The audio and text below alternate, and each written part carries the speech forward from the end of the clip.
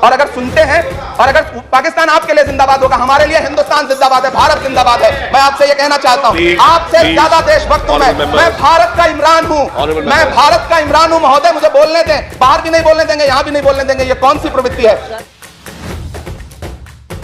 जो कहते हैं कि देशभक्ति हर दिन देशभक्ति साबित करो, चले जाओ वहां चले जाओ। मैं तो उनसे कहना चाहता हूं कि तुमने नफरत का जो बाजार सजाया हुआ है, तू ये कहता है मुसलमान पराया हुआ है, आजा दिल चीर के दिखलाऊं वतन का नक्शा, मेरा भारत मेरी सांसों में समाया हुआ है। मेरा नाम इमरान है।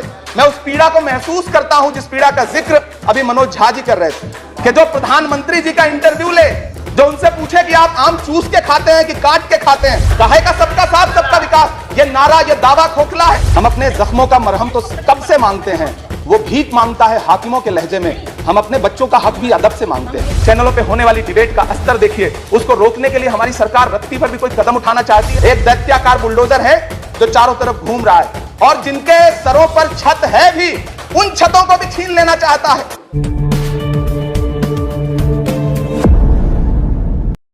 नमस्कार, मैं डीएस गौतम और आप देख रहे हैं एचएनपी न्यूज। आपको बता दें, संसद का सत्र चल रहा है। इसी दौरान जो बजट में जो प्रावधान किए गए हैं उस पर इमरान प्रतापगढ़ी ने संसद में अपनी बात रखी। आपको बता दें, इमरान प्रतापगढ़ी ने कहा है कि इस बजट में पिछड़े हुए मुस्लिम हैं, उन मुस्लिम समाज के लिए कोई खास जगह नहीं दी गई है। और आपको बता दें, इमरान प्रतापगढ़ी ने सदन के अंदर बहुत सारी बातें ऐसी की हैं जो आपके सुनकर होश उड़ जाएंगे। जब इमरान प्रतापगढ़ी बोल रहे थे, उसके बीच में इमरान प्रतापगढ़ी को रोकते हुए कोई बीच में बोलता है कि मुसलमानों के लिए तो पाकिस्तान जिंदाबाद है। इस बात को सुनकर इमरान प्रतापगढ़ी भड़क गए। इमरान प्रतापगढ़ी कहते हैं कि ये पाकिस्तान जिंदाबाद तुम्हारे लिए होगा, हिंदुस्तान जिंदाबाद है और हिंदुस्तान जिंदाबाद रहेगा।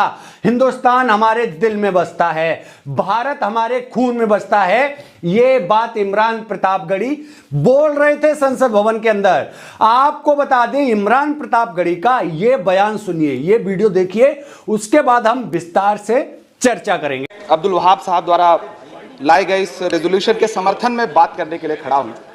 इसी थके हुए दस्ते तलब से मांगते हैं, इसी थके हुए दस्ते तलब से मांगते हैं, हम अपने जख्मों का मरहम तो कब से मांगते हैं, वो भीख मांगता है हाकिमों के लहजे में, हम अपने बच्चों का हक भी अदब से मांगते हैं। उपसभापति महोदय, ये जो रेजोल्यूशन है, इसके जो महत्वपूर्ण एक दो बिंदु हैं, उसमें एक बात कही गई है कि सच्चर समिति के प्रतिवेदन और अन्य प्रतिवेदनों की सिफारिशों को कार्यान्वित किया जाए, जिसमें मुसलमानों के शैक्षिक और सामाजिक पिछड़ेपन पर चर्चा हो। उद्धृत कर रहा हूं मैं इसे। दूसरा पॉइंट है कि छात्रवृत्ति और शैक्षिक कार्यक्रमों को बहाल किया जाए और सुधारा जाए, जिससे उच्चतर शिक्षा भागीदारी में सुधार आए। मदरसों के आधुनिकीकरण की बात की गई। मुझे हैरत है, तभी राकेश सिन्हा जी बात कर रहे थे, अभी नहीं है शायद, कहीं चले गए हैं आसपास। उन्होंने अपने भाषण में 23 बार सबका साथ सबका विकास की बात की। अभी गीता जी बोल रही थी, उन्होंने भी कहा कि सबका साथ सबका विकास का बजट आया है, लेकिन वो इसके, ये जो रेजोल्यूशन है इसके विरोध में क्यों है, मैं समझ ही नहीं पा रहा। अगर आप सबका साथ सबका विकास का दावा कर रहे हैं, सबका साथ सबका विकास के नारे लगा रहे हैं, तो अगर एक पर्टिकुलर एक कम्युनिटी जो जिस स्ट्रक्चर कमेटी की सिफारिशों में यह तय हो गया है कि वो दलितों से भी बदतर स्थिति में है, उसका आर्थिक सामाजिक स्थिति ऐसी है, अगर उसके उत्थान के लिए कोई बिल बात कर रहा है तो फिर उसके विरोध में है क्यों? दरअसल ये वही मानसिकता है जो लगातार काम कर रही है, जिसके तहत अमृत काल में भी जो बजट पेश किया जाता है उसमें जो अल्पसंख्यकों का बजट है उसमें 38% की कटौती की जाती है और फिर कहा जाता है कि हम सबका साथ सबका विकास का दावा कर रहे हैं। ये कौन सा सबका साथ सबका विकास का दावा है? मदरसों के जो शिक्षक हैं उनका कई साल से उनको वेतन नहीं दिया गया। हमारे पास उनके फोन आते हैं, वो कहते हैं कि हमारी बात सदन में उठाइए, हम भूखों मर रहे हैं, हमारे घरों में चूल्हे नहीं जल रहे। हम जब उनकी बात यहां करें तो विरोध, लेकिन बातें क्या हैं? सबका साथ सबका विकास, सबका साथ सबका विकास। एक नारा सुनाई पड़ेगा कि सबका साथ सबका विकास। ये कैसा सबका साथ सबका विकास है?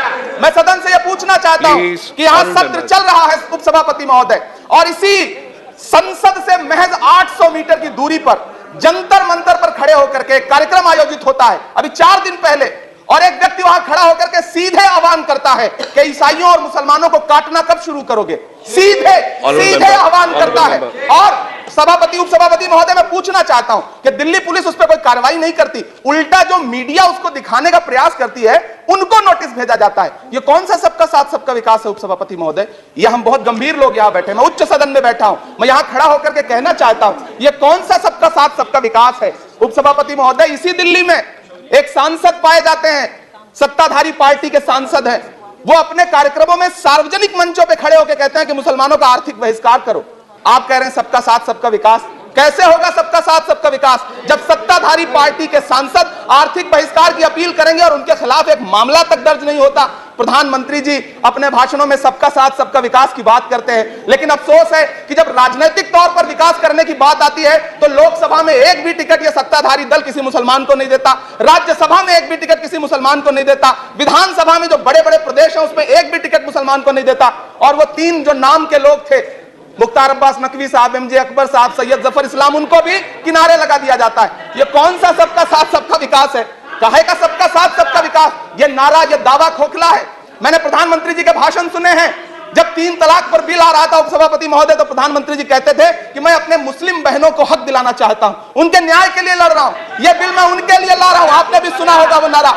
मैं तो सभापति महोदय बचपन से जिस विद्यालय का पढ़ा हूं वहां संस्कृत का एक श्लोक सुना करता था कि यत्र नार्यस्तु पूज्यन्ते रमन्ते तत्र देवता। मैं इसे सुना करता था उपसभापति महोदय।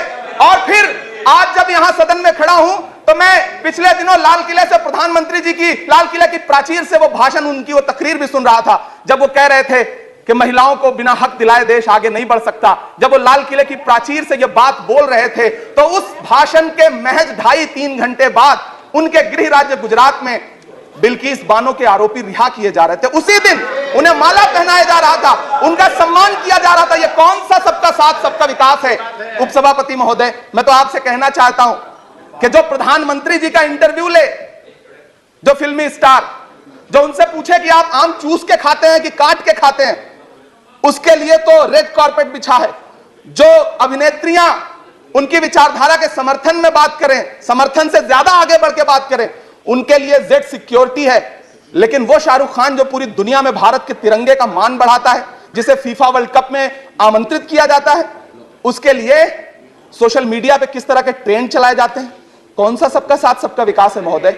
मेरा नाम इमरान है, मैं उस पीड़ा को महसूस करता हूं जिस पीड़ा का जिक्र अभी मनोज झा जी कर रहे थे। मैं उस पीड़ा से गुजरता हूं, इसलिए मैं आपसे यहां खड़ा होकर कहता हूं कि हम हर दिन सुनते हैं, कई सारे मंत्री हैं जो ट्रेवल एजेंसी खोल के बैठे हैं, जो कहते हैं कि देशभक्ति हर दिन देशभक्ति साबित करो, चले जाओ वहां चले जाओ। मैं तो उनसे कहना चाहता हूं कि तुमने नफरत का जो बाजार सजाया हुआ है, तू ये कहता है मुसलमान पराया हुआ है, आजा दिल चीर के दिखलाऊं वतन का नक्शा, मेरा भारत मेरी सांसों में समाया हुआ है। हम उसको किसी को हर दिन उसका सबूत नहीं देते फिरेंगे। ऐसे में अगर यह बिल मांग करता है कि मुसलमानों के शैक्षिक और उनके सामाजिक, उनके आर्थिक उत्थान के लिए सरकार उस पर ध्यान दे, तो फिर तकलीफ क्या है, दिक्कत क्या है? क्या आपका जो नारा है वो झूठा है? क्या सबका साथ सबका विकास का नारा सिर्फ खोखला है? बजट से तो यही जाहिर होता है, आप लगातार घटाते जा रहे हैं बजट, आप लगातार कटौती करते जा रहे हैं। पूरे देश में प्रधानमंत्री जी दावा करते थे सबका साथ सबका विकास के नारे के साथ कि 2022 में हर व्यक्ति के छत पर, घर पर, सर पर छत होगी। यह प्रधानमंत्री जी का उद्धृत किया गया बयान है। लेकिन मैं तो आपसे यह कहना चाहता हूं, आप असम उठा के देख लीजिए, आप मध्य प्रदेश उठा के देख लीजिए, आप उत्तर प्रदेश उठा के देख लीजिए, एक दैत्याकार बुलडोजर है जो चारों तरफ घूम रहा है, और जिनके सरों पर छत है भी, उन छतों को भी छीन लेना चाहता है। लेकिन क्या प्रधानमंत्री जी इसे देखते नहीं है? क्या भारतीय जनता पार्टी सरकार के जिम्मेदार नेता इसे देखते नहीं है कि वो बुलडोजर सिर्फ लोगों का घर नहीं कुचल रहा है, संविधान को कुचल रहा है, लोकतंत्र को कुचल रहा है। गुवाहाटी हाईकोर्ट की वो का स्टेटमेंट सुनिए आप, पटना के जज साहब का स्टेटमेंट सुनिए आप, फिर अदालतों का क्या काम रह जाता है? ऐसे में सबका साथ सबका विकास कैसे माना जाए? उपसभापति महोदय, मैं तो आपसे यह कहना चाहता हूं कि पूरी दुनिया में कहीं भी जब कोई अल्पसंख्यक सफल होता है, किसी उच्च पद पर पहुंचता है, तो हम सारे लोग, हमारे तमाम साथी खुश होते हैं। ऋषि सुनक जब प्रधानमंत्री बनते हैं तो भारत में जश्न मनाया जाता है, मुझे खुशी होती है। आप दुनिया के किसी दूसरे देश में अल्पसंख्यक अगर सफल होता है तो आप खुश होते हैं, मिठाइयां बांटते हैं। लेकिन अपने देश में अल्पसंख्यकों के खिलाफ किस किस तरह के नारे इसी दिल्ली और उसके इर्द गिर्द लगाए जाते हैं, क्या वो हम नहीं सुनते हैं? और अगर सुनते हैं, और अगर पाकिस्तान आपके लिए जिंदाबाद होगा, हमारे लिए हिंदुस्तान जिंदाबाद है, भारत जिंदाबाद है। मैं आपसे ये कहना चाहता हूं, आपसे ज्यादा देशभक्त हूं मैं भारत का इमरान हूं, मैं भारत का इमरान हूं महोदय, मुझे बोलने दें। बाहर भी नहीं बोलने देंगे, यहां भी नहीं बोलने देंगे, ये कौन सी प्रवृत्ति है? उपसभापति महोदय, मैं आपसे ये कहना चाहता हूं, ये जो साझी विरासत, अभी आदरणीय हमारे साथी राकेश सिन्हा जी बात कर रहे थे कि साझी विरासत अल्पसंख्यक बहुसंख्यक में बांटना नहीं है। मैं उनसे कहना चाहता हूं कि आदरणीय जरा सोशल मीडिया पे तो बहुत एक्टिव रहते हैं, रोज चैनलों पर भी बैठते हैं, चैनलों पे होने वाली डिबेट का स्तर देखिए। उसको रोकने के लिए हमारी सरकार रत्ती पर भी कोई कदम उठाना चाहती नहीं, उठाना चाहती, बढ़ावा देती है।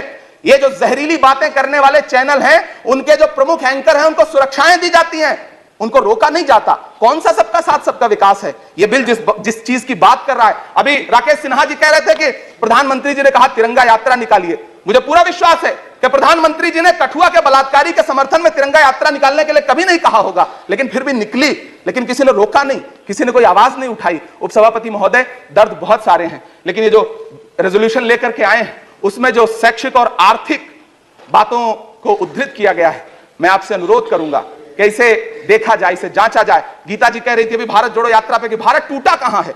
भारत टूटा नहीं है, भारत को कोई तोड़ भी नहीं पाएगा। भारत को तोड़ने का सपना देखने वालों को हमारी आदरणीय इंदिरा गांधी जी ने 2 टुकड़ों में तोड़ दिया था, बांट दिया था। भारत को कोई तोड़ नहीं पाएगा, लेकिन भारत देश में आर्थिक तौर पर, सामाजिक तौर पर जो बंटवारा करने की साजिश मौजूदा सरकार और सरकार के अनुषंगिक संगठन कर रहे हैं, जो अनुषंगिक संगठन कर रहे हैं, उनको रोकने के लिए सरकार क्या कर रही है? आपने इमरान प्रतापगढ़ी का यह बयान सुन लिया है। बजट सत्र चल रहा है, बजट के दौरान जो पेश हुआ, क्या क्या प्रावधान हुए, उसको लेके इमरान प्रतापगढ़ी ने अपनी बात रखी, और उसमें बहुत सारी बातें ये रखी कि टीवी मीडिया क्या दिखा रहा है, जो देश में जगह जगह धर्म संसद बुलाई जाती है, उसमें मुसलमानों के प्रति किस तरह का व्यवहार किया जाता है, उसमें मुसलमानों के प्रति कितनी जहरीली भाषा बोली जाती है, मुसलमानों के लिए क्या क्या बोला जाता है। दिल्ली के जंतर मंतर का नाम लिया, उसके बाद बता दें दिल्ली में प्रवेश वर्मा और तमाम ऐसे लोगों का भी नाम लिया इमरान प्रतापगढ़ी ने कि ये देश के अंदर